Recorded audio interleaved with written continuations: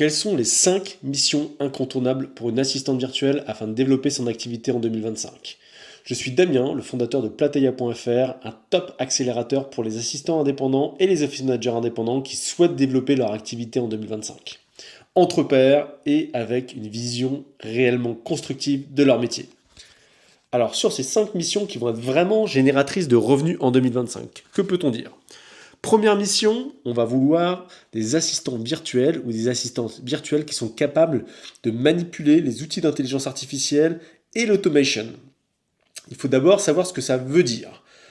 L'intelligence artificielle, c'est pas que ChatGPT. Il faut comprendre ce que ça veut dire globalement et comment ça peut s'intégrer dans des outils métiers.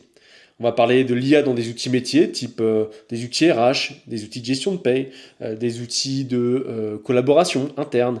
Mais bien sûr, on va parler des intelligences génératives, des LLM type, effectivement, ChatGPT, Claude, Gemini, qui sont capables de faire du conversationnel, qui sont capables véritablement de générer des réponses sur la base de prompts.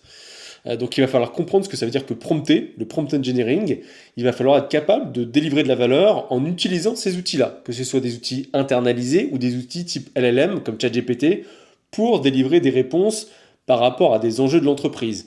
Ça peut être des réponses de type création de contenu, de type rédaction d'email, mais aussi des choses beaucoup plus compliquées, beaucoup plus smart quelque part, avec de l'analyse de données, avec de l'analyse de tableaux, avec la création d'une production de rapports, etc. etc. Donc, véritablement, utiliser et comprendre l'intelligence artificielle dans, je dirais, ses bases les plus simples.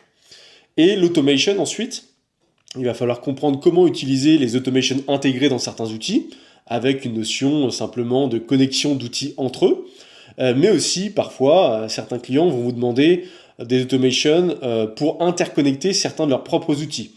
Par exemple avec Integromat, maintenant appelé Make, ou Zapier, dont le but est justement d'intégrer différents outils entre eux afin de créer des systèmes, des séquences d'automatisation, comme par exemple permettre au logiciel de l'entreprise de générer automatiquement des factures une fois que le client a payé via sa plateforme.